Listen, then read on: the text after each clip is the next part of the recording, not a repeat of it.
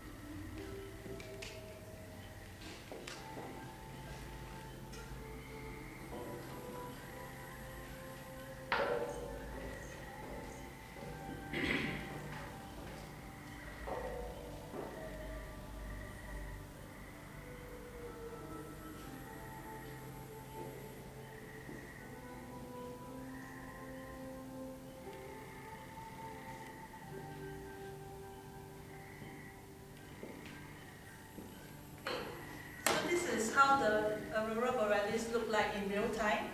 And a disclaimer, a lot of people who've seen it in real life, they think that it doesn't look exactly like how the video or the photos turn out to be. And I have to say it is true. Our eyes are not as powerful as our camera to a certain extent when it comes to detecting lights that are not that bright. So, but at the end of the day, I still think that aurora borealis is awesome. So, I believe the best thing in life is actually free, like this Barcamp. Okay? So, aurora is actually a natural phenomenon, so it happens in our backyard. But like those living in Finland, it's happening in our backyard, but a lot of us do not know that it is happening. Only when you see your friend posting photos on Facebook, then you realize, oh, there's aurora out there, and by the time you get out, it's a little too late. So here is some tips about how to get to the lights before it happens so that you can see it instead on Facebook. So I come from Singapore, which is 1 degree north of the equator. And it has been my dream since I was young to see the aurora borealis. But the very sad fact is that because I come from so near the equator, seeing the aurora borealis is almost impossible. You need like a solar storm that destroyed Earth to see in Singapore. Because aurora happens within a zone that is 65 to 75 degrees north and south of the equator. And I'm really lucky to have seen it 9 times in my life. So Turku is actually outside this aurora zone, so it doesn't happen every day. So let's see.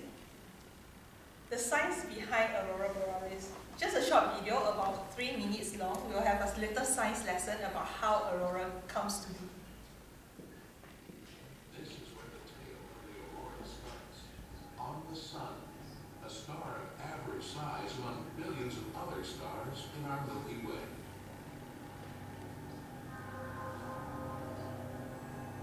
The sun acts as an enormous power plant.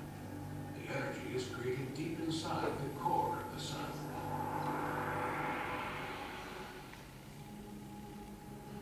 Here the temperature is over 14 million degrees, and the pressure so enormous that hydrogen atoms are squeezed together into another element, helium.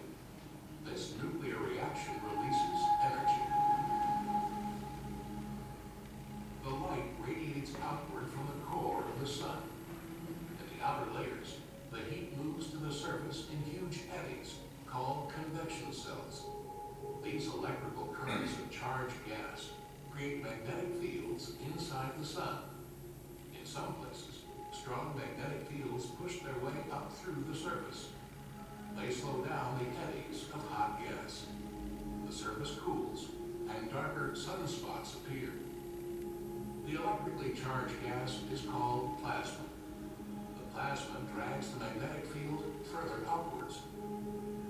The magnetic field stretches and twists like a rubber band. And then the rubber band breaks. Several billion tons of plasma is hurled out from the sun. This is called the solar storm.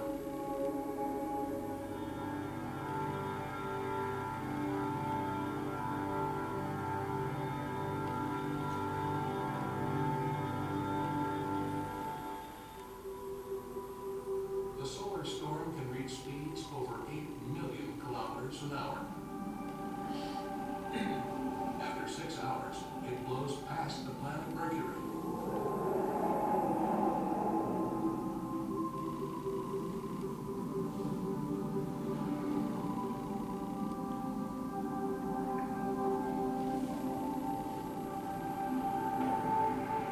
After 12 hours, the planet Venus.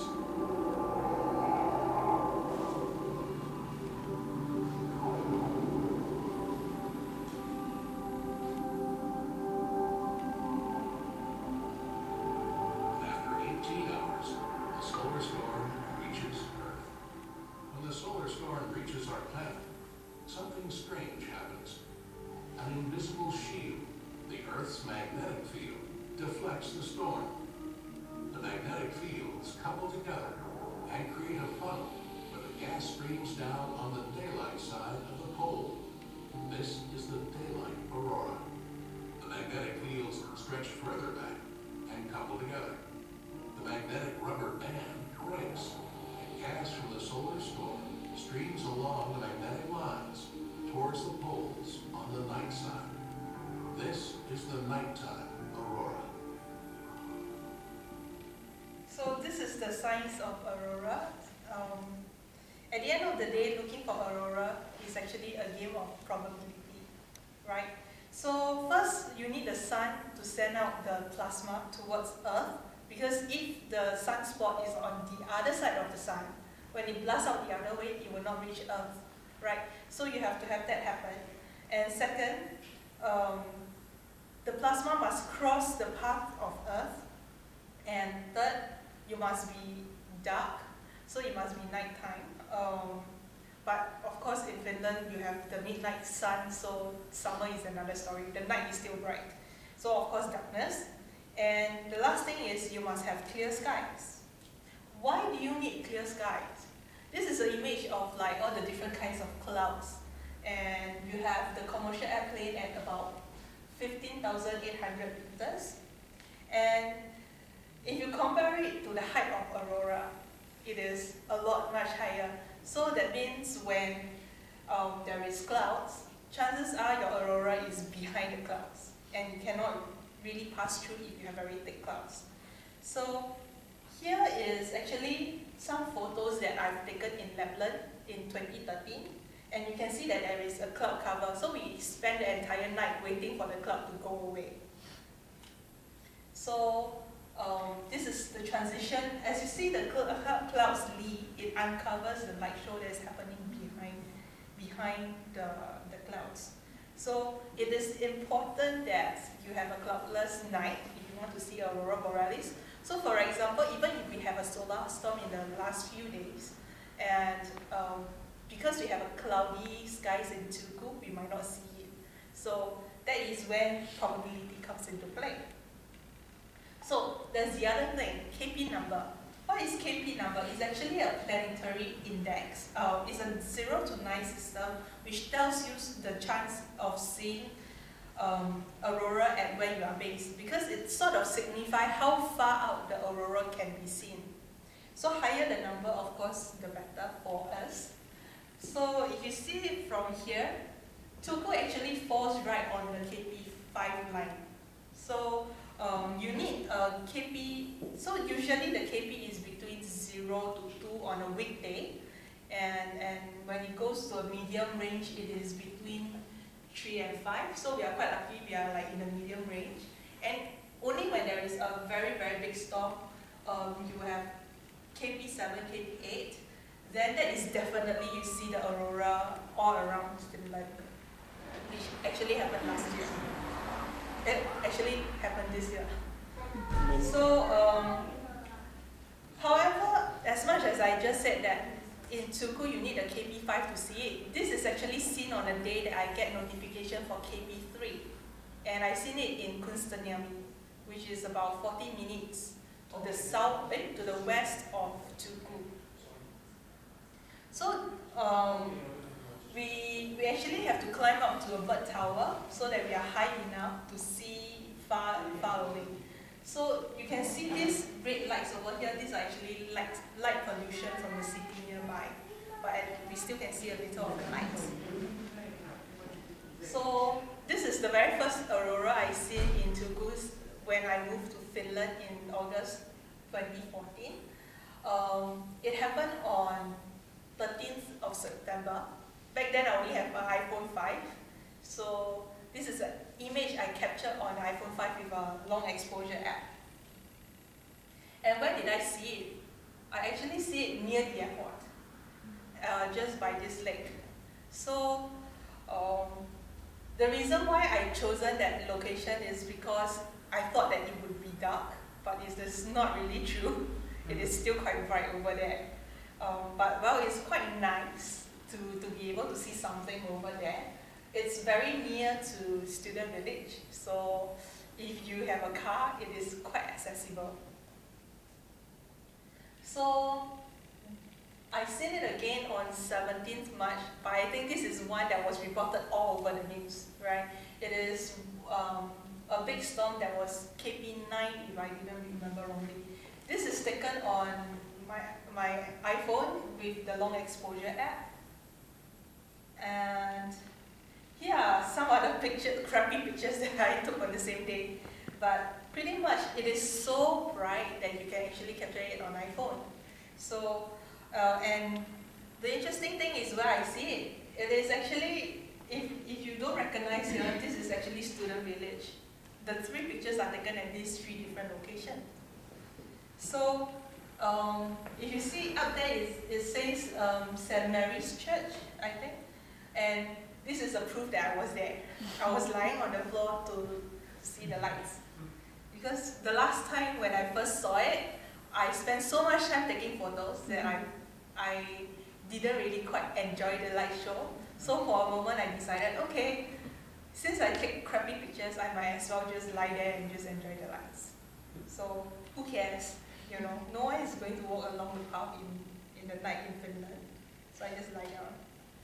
So this is an image taken on 16th of April. If you remember, April actually have very, very long daylight. So from scientific point of view, it is very rare to see aurora borealis in April, because they say that aurora borealis is best seen between October and March, but this is in April. So this is seen at Kunstaniemi. It is quite light, and I remember we have to wait until about 11 p.m. for the night, for the sky to get dark, but it is still not dark enough.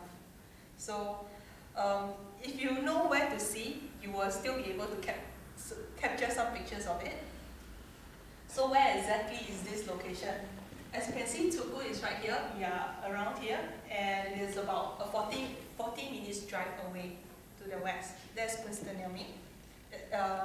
It is a campsite, like there is some cottages there, so it is quite nice if you take a short holiday break there.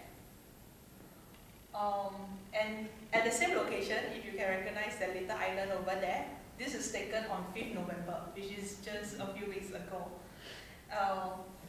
It was quite interesting how every time I go to this place, there's aurora display and pretty good ones. So this is a proof that it is not an image that I Googled from the internet. So I was really there taking the photos. And it's really nice that night was very clear and you could see Milky Way just spread across the sky. It's so beautiful. So if you have a chance, go there. Okay?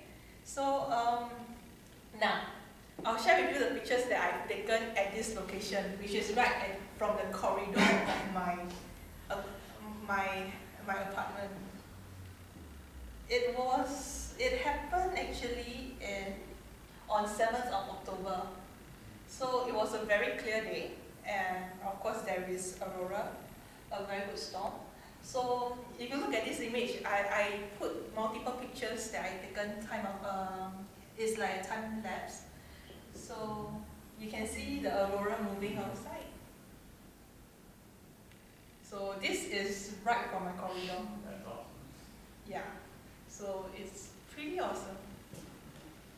So moving from a place that 1 degree north of equator to something like this, I feel that is good enough. What is the time frame between those pictures? Each picture is taken with about 20 to 30 second long exposure. So I had about 50 pictures there. So that works out the mathematics about 30 times 50, so 25 minutes. Pretty much there is still break in between, so half an hour maybe, because I have to take time to press and wait for the camera to process. So what if you are not in Finland? Don't worry, you can always go somewhere to see it.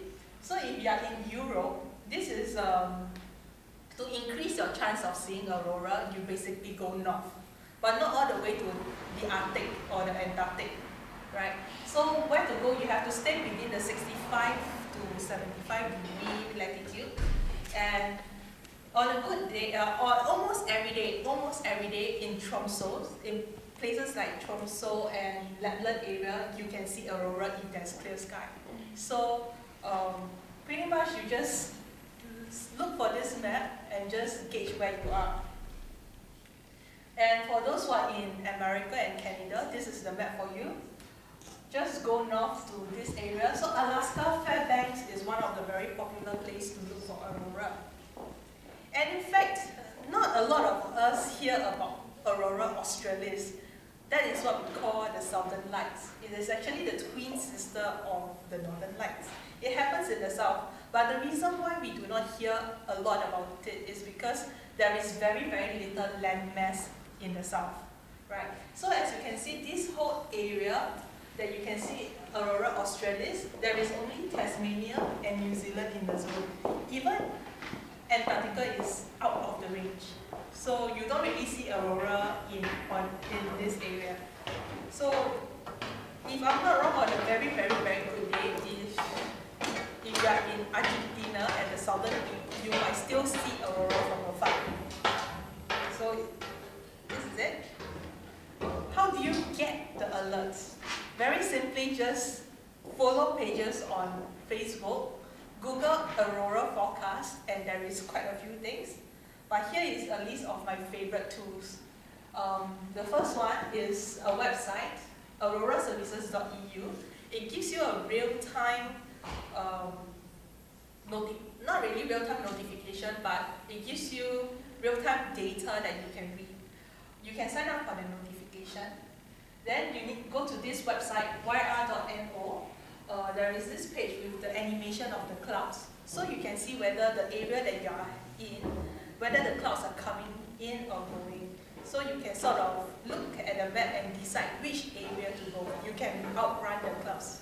So when I spoke with some professional in Norway, Tromsø, they say that because in Tromsø, in order to see the aurora, it's basically just outrunning the clouds because there's aurora almost every night. So it's whether you are able to find a cloudless sky. So this is one of my favorite app, Aurora Forecast. I actually paid for the subscription features. So every time there's a KP5, it will send me a notification. And this is an app that I built with my friend. For those people who are lazy, it is basically, if you see the aurora, then you notify people around you that you are seeing it. So for those people who are not out there actively searching for it, they will receive the notification when someone nearby is seeing it. So it's sort of like crowdsourcing. So it only works if a lot of people use it. So, but anyway, it is for the for people who don't really understand data, who don't really understand how to search for the cloudless sky, and for people who don't really care about aurora, but still want to see it. So that is it. So thank you very much.